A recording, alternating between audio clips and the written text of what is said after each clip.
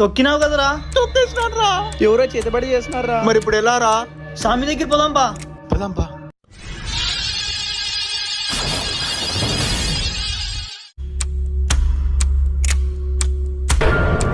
ఓం లడం లస్కో బుడుం బుస్కో.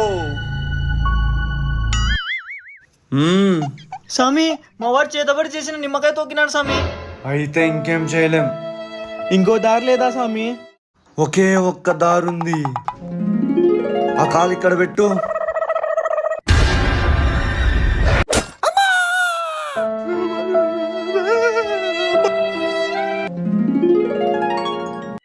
ఈ బ్యాగ్ ఏందో ఏడబక్క పడింది, అన్నీ పడిపోతున్నాయి.